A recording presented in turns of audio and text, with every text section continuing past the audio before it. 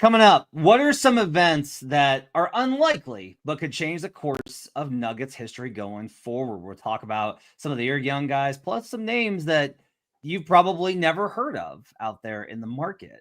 Plus, year 2 of Russ in Denver, and I'll tell you why this division might get a little bit worse next year. All that and more on Locked On Nuggets.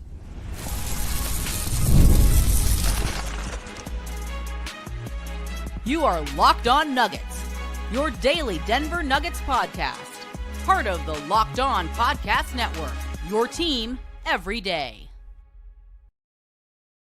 Welcome to Locked On Nuggets, your daily Denver Nuggets podcast. Part of the Locked On Podcast Network, your team every day. Thanks for joining us and making this part of your day, being with us, being an everyday or Monday through Friday, joining us on all of our shows throughout this what should be a wild Nuggets offseason. Glad to have you with us. Today's show is brought to you by Monarch Money. Take control of your finances with Monarch Money. Use code LOCKEDONNBA at monarchmoney.com for 50% off your first year.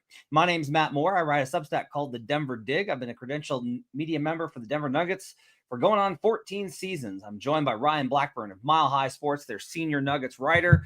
He is the host of the Pickaxe and Roll podcast, which you can check out daily as well. Ryan, how's your offseason going?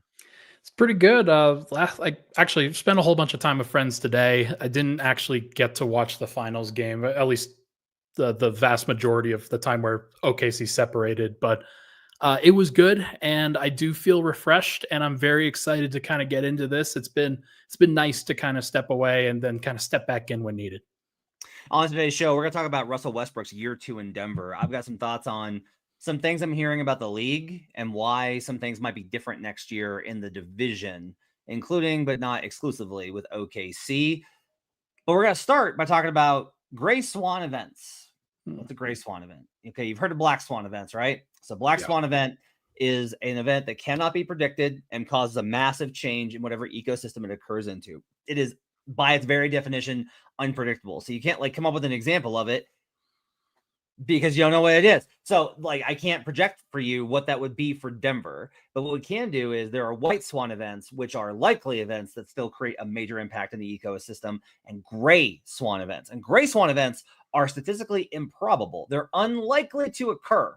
But if they do occur, they cause a massive change in the ecosystem. So the Nuggets are probably in a little bit of need of a Black Swan event to radically alter their course. But there are a number of things, and I wrote about this on The Dig this week. I wrote about how basically, look, I ran down all the bad stuff from 2024. I just went through it and was like, everything sucked. They still won 50 games and were the 4 seed, and they pushed OKC to 7 games. But everything sucked.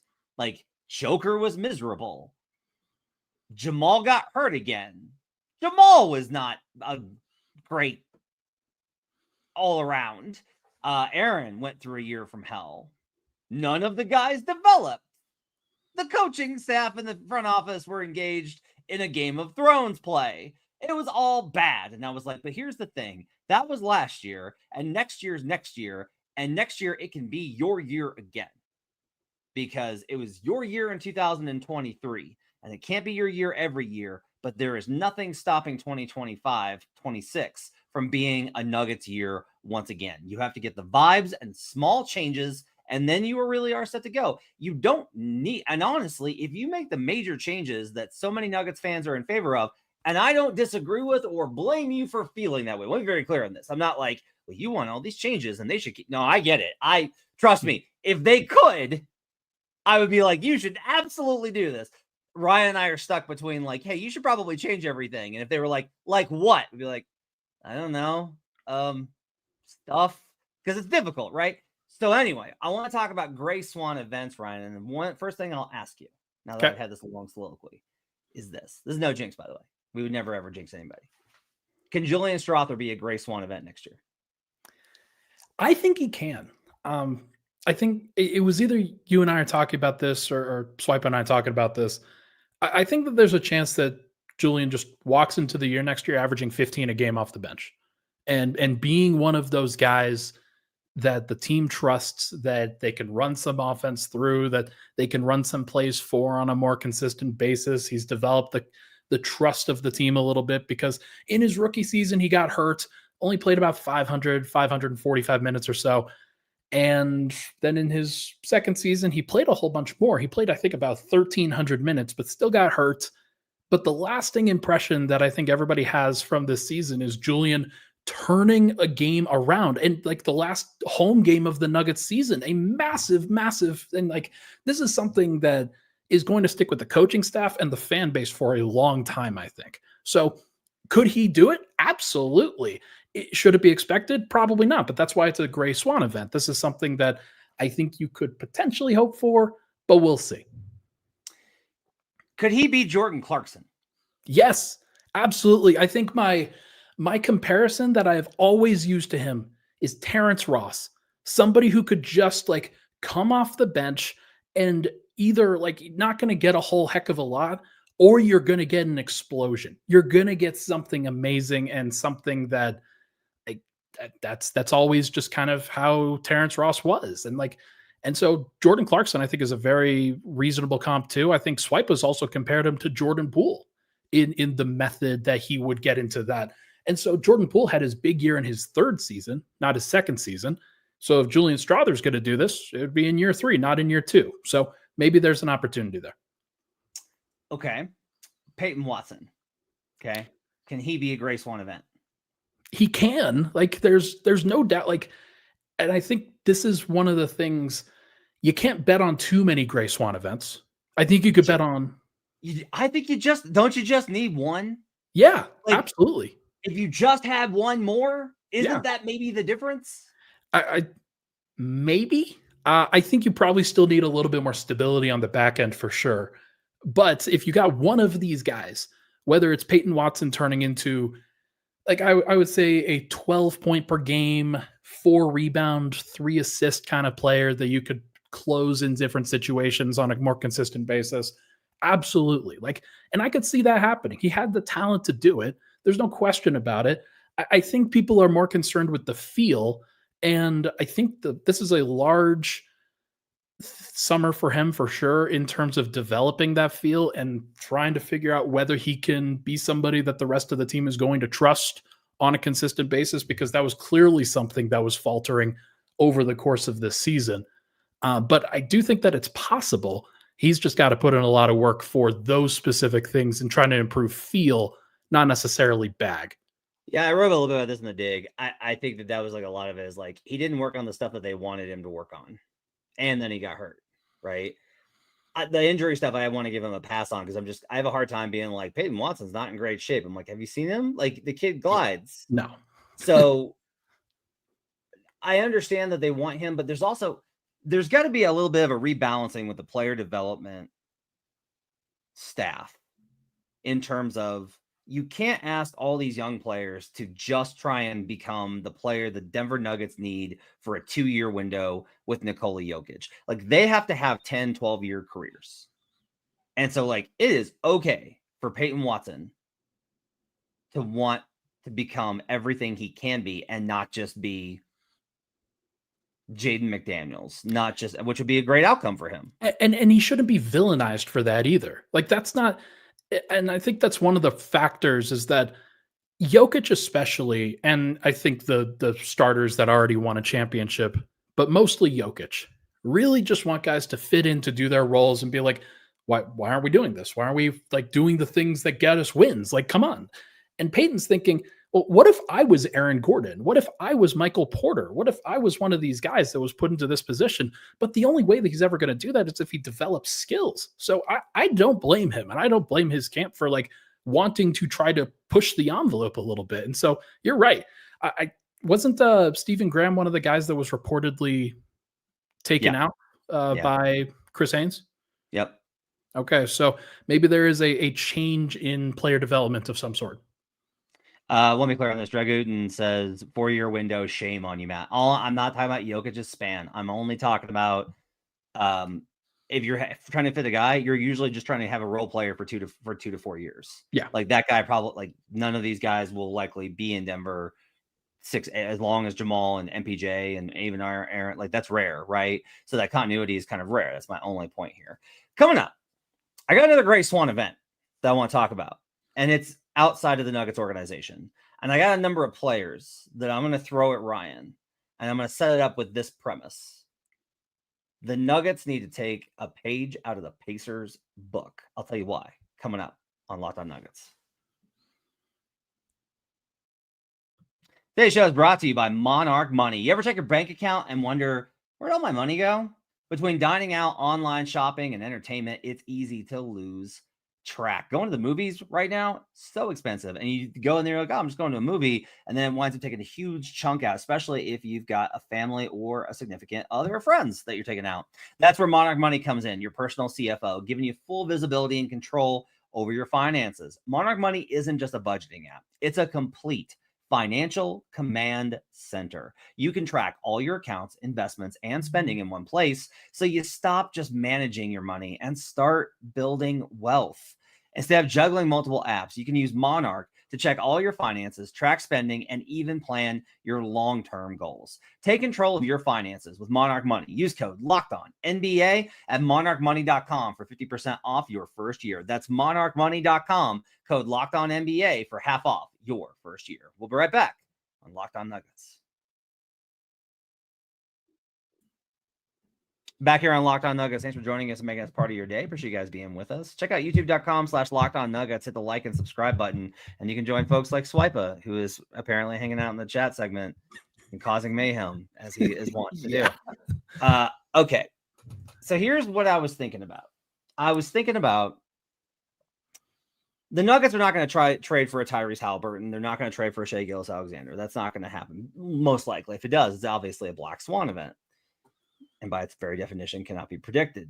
But what they can do, Ryan, and you're going to be, this is good, you're going to love this, is that me, the constant guy that capes for the veterans, I think it would be great if they added a veteran on an MLE this summer. But with the trade assets that they have, what you can do is you can attach assets and make some sense of giving guys opportunities who aren't getting them in their current place, that the team wants to help out and give them a better opportunity. And the target to do that is under the 4th year of service. So the first 3 years of their career, and find those types of players. You're nodding your head vigorously.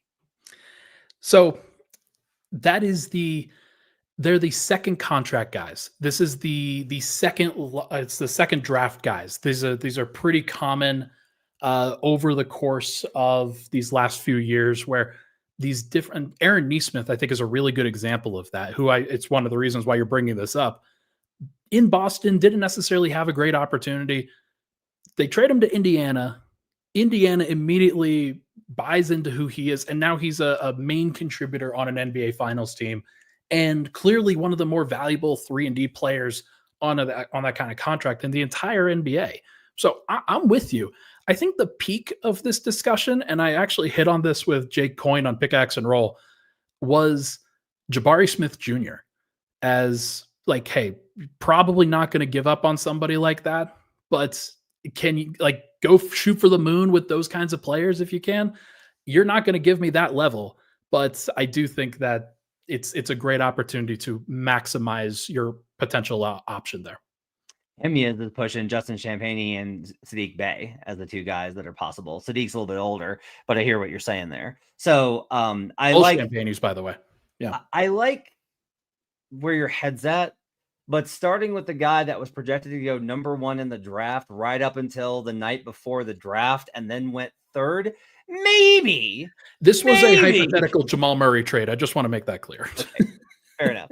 I got some names. Okay.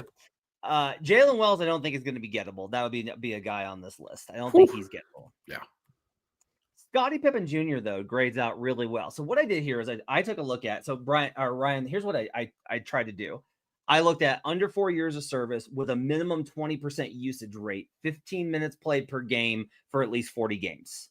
So the goal was large enough sample size, was an actual rotation player, wasn't just like played 5 games and looked great. Had an actual usage rate, because I do think you want somebody who can actually put the ball in their hands. Great. Okay. So not just like a pure, just stands out there guy. Scottie Pippen Jr. is like an interesting one. And I think he's probably maybe more of like, not even this year, but next summer might be a target from the perspective of, okay, if Russ finishes out this season, Russ moves on, and you're looking for a long-term backup point guard. But if there's a midseason deal to be made, and no one really knows what Memphis is going to do. I've heard both, like, they are on the verge of, like, everything going, and I've heard, like, they're just going to run it back, and they're not going to make any, so like, they're not going to do anything crazy. I've heard both. Okay. But I do think, like, Scottie Pippen Jr. is an interesting one. He was a pest versus SGA defensively. That really impressed me. And he's actually really efficient. So I'm using stuff. My borderline, my baseline here, by the way, is I'm starting from estimated wins on EPM. I want a guy that projects better in the metrics, because if we're going to admit, you're not going to get a guy that you really like, a Jabari Smith. You're going to have to go after guys without pedigree. So who are the guys that actually shine under the advanced metrics in order to be able to get this? This is where I think the metrics have real value in terms of finding, not to go too Moneyball, but guys that you can actually find that make more of an impact than what the box score indicates. Hidden gems. Hidden gems, if you will. Yeah. So your thoughts on Scottie Pippen Jr.? Scottie Pippen Jr. would be great. I think that's one of the good things about Jamal Murray specifically is if you're going to continue to build around Murray, he can play both on and off the ball. He's somebody that, like, especially if it's Scottie Pippen, like, he would take on the tougher defensive assignment on the ball, and then Murray would then be freed up a little bit in those kinds of lineups. So I think that would be great. This is kind of a different version, maybe more of a defensive-minded version of Monte Morris and Jamal Murray. I could see that working really well. This one is a very extreme version of this. And this is one that a lot of people are going to go like, oh, yeah. And that's the point here. You're going to have to ugg it at some of these ones. But I do think it's worth mentioning. Himia says Marvin Bagley off the bench would be decent. I'm telling you, the numbers consistently say that Marvin Bagley is not as bad as it looks. Like, he is better than his reputation. He has been stuck on terrible teams in bad situations. And then when you look at the overall numbers, you're kind of like, they were a little bit better with him. And I think that those are guys that you should at least be taking flyers on. I like PJ Hall a lot, and I think that he's actually worth keeping, but, like, I'd rather have Marvin Bagley on roster than, like, Hunter Tyson. Like, I think that would be better for where Denver's at. I think Hunter can still get it together and have, like, a really great career, but I think it would be better for Denver to have, like, a Marvin Bagley than Hunter.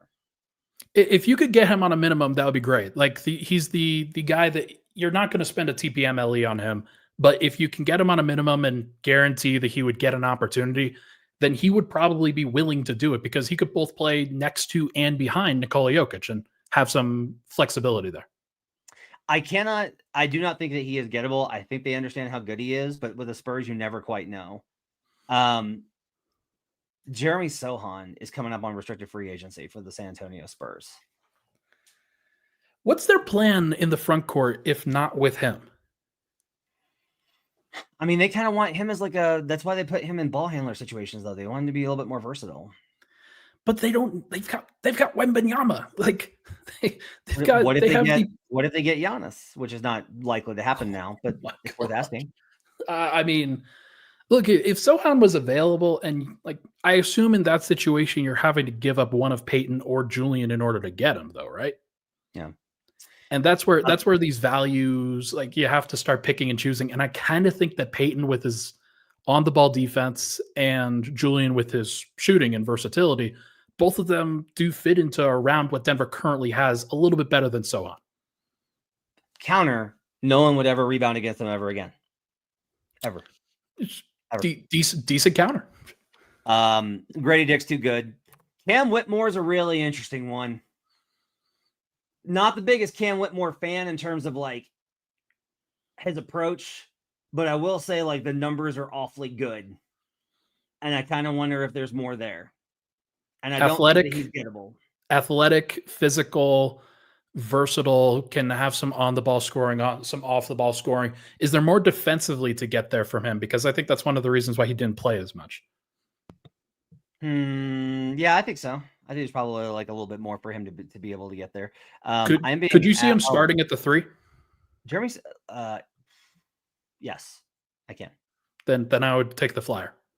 Swipe wants me to say that Sohan went to Baylor. I'm not sure why. I do not know why he wants to do that. Baylor? Hardly know her. Speaking of our guy Swipe, guess who the next name on my list is here? Was it Keon Johnson?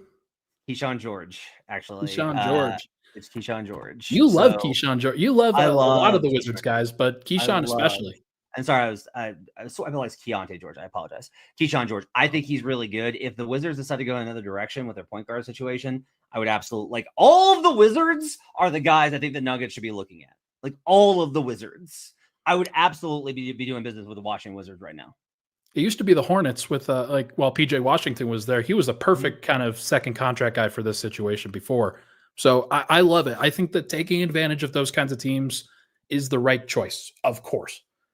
And this is the one that really stood out to me with a plus 0.02 offensive EPM and a 1.24 estimated wins, which is pretty high on this list.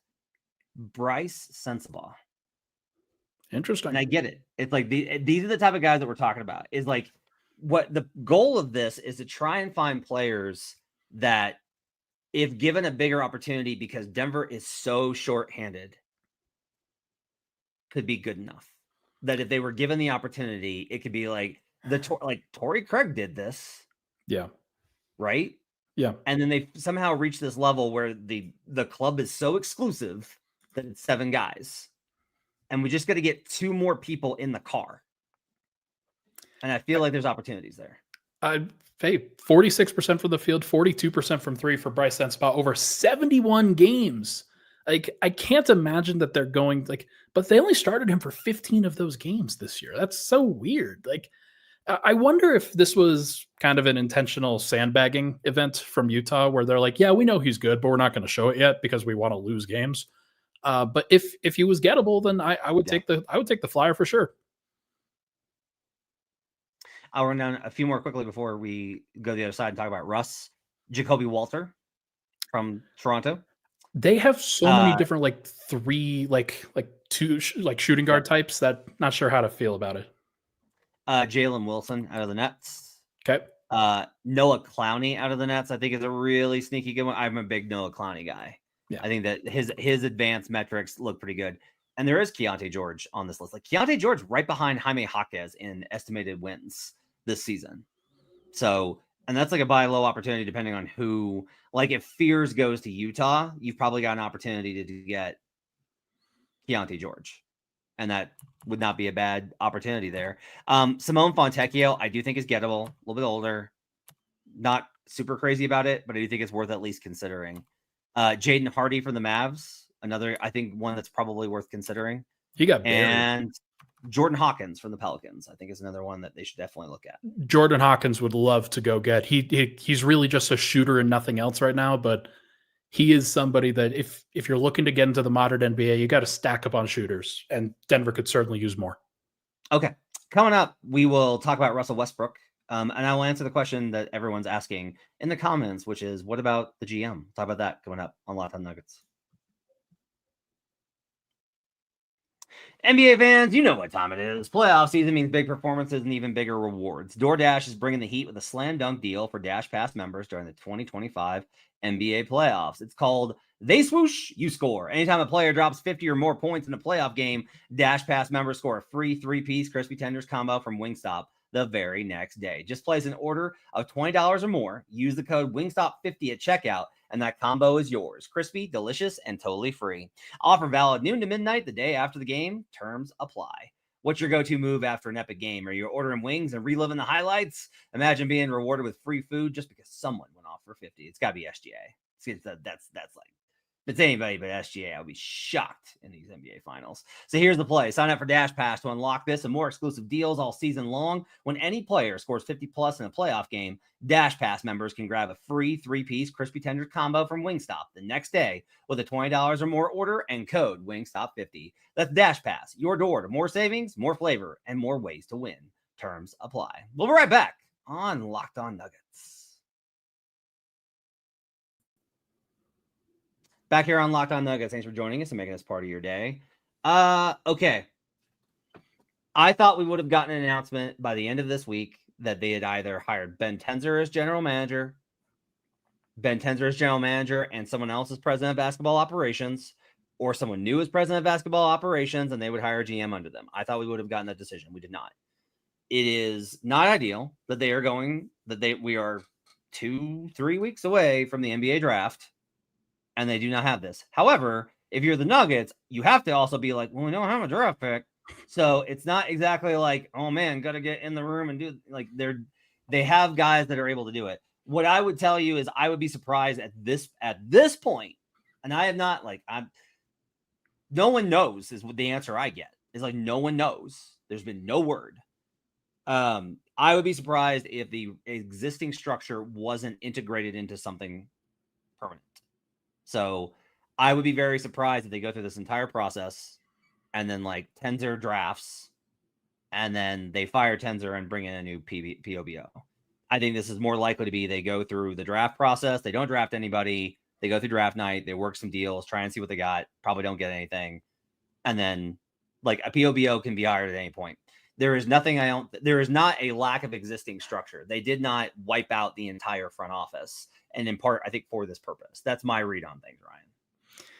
Yeah, it makes me queasy. Just the CT brings it up here. Connolly hired 10 days before the draft in 2013. And you remember what happened in 2013? They sold off their pick for cash, and then that pick ended up being Rudy Gobert. And that was kind of something that was dictated by the front office. It was dictated by ownership. It was like just said, hey, we're going to do this. You're not going to work on this. This is not something that matters to us. Obviously, they don't have a pick, so it's not that big of a deal. But you start to develop your relationships with all of these agents and these other general managers and things like that, and being able to cultivate. And so if teams don't know who they're supposed to be talking to when they're talking to the Nuggets, they're not going to make deals. They're not going to share information. They're not going to do anything that like is really, really important in terms of getting these margin moves right. So I'll push back there. I don't think there's a lot of cooks in the kitchen right now. I think if anything, they don't have enough cooks in the kitchen. I think it's pretty. Yeah, it's Josh and Ben. I don't think it's Josh. I think it's Ben. So I think right now Ben is acting as an acting general manager, and he's in charge. And you can feel however you want about that, but I don't worry about I don't think there's chaos. And I say this as somebody that I know organization. I've done a lot of work on researching various organizations that are chaos. They rhyme with Schmidt, Lana, Schmucks. And that's not this. Sure. So I get it. Look, I'm not saying you should be thrilled about it. You should be like, come on, man, can you help me out so I can at least don't have to worry about what you're going to do here? Yeah. But it's also there's not going to be a hire that's going to freak you out. They're not going to hire Mark Jackson to be the POBO. I think there's still a possibility that it's either one of Tim Connolly or Matt Lloyd. If it wasn't one of those guys, I'd be kind of surprised unless it's somebody internal. Yeah. Let's talk Russ. So we're going to talk a lot about Russ this offseason because we have lots of time to talk about all these players. And so I did kind of want to get Ryan's kind of first thoughts. I want to start with this question. Do you think year 2 Russ in Denver will be better or worse than year 1? The odds say that it'll be worse. And the big reason why, I'm thinking about his Clippers stint. I'm thinking about, actually, he has only been 1 year for a lot of these other places, but then they decided to kind of shift anyway. Odds say that year 18 Russ is going to be slightly worse than year 17 Russ just by the aging curve and by different decisions. But I also think that Michael Malone was definitely a little bit more willing to kind of allow certain mistakes and allow certain things to kind of build up. And I don't think that David Adelman is going to be like that necessarily. He will probably be more, hey, if you make some mistakes, we're going to go with Jalen Pickett or whoever the other options are. And if the leash is just a little bit shorter to kind of play through some of those things, then I wouldn't expect it to be better. Would you? It's going to be the best year of his career since he left Oklahoma City. That's the take. He's settled. He's comfortable. What we need, because I had to really think about this. We talk all the time about how he won't shift, he won't adjust. He did. He did take fewer jumpers off the dribble, and he did become a corner 3 shooter. Let's not overlook how significant that is. That a player of his caliber and age and reputation molded himself and became way more of a spot-up threat to play around the other guys. He built a chemistry with Nikola Jokic. He built chemistry with the other guys. It's clear that Aaron Gordon is protective of him after that report that set him off, and he still keeps referencing it.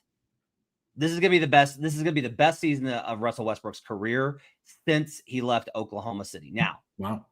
Do I think it's going to be all-star? No. But it's going to be the season in which you're like, no, like, you know what? Russ has just been a positive this year.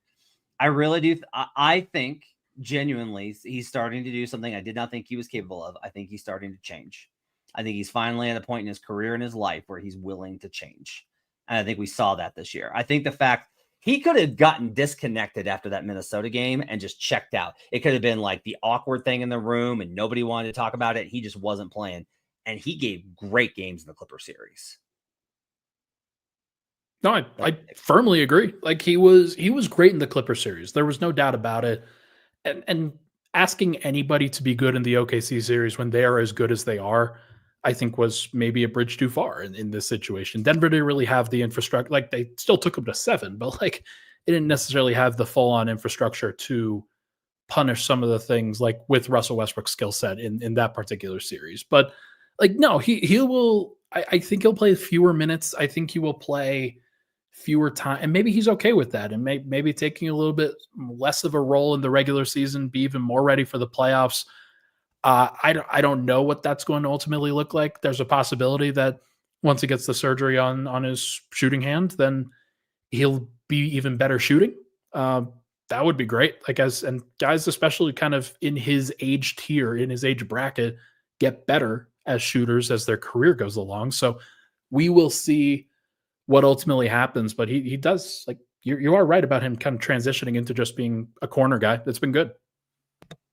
He will play just as many minutes overall average per game next year as he did this year. He will have almost exactly the same role. It will not be a drastic reduction, and it will be a great year for him.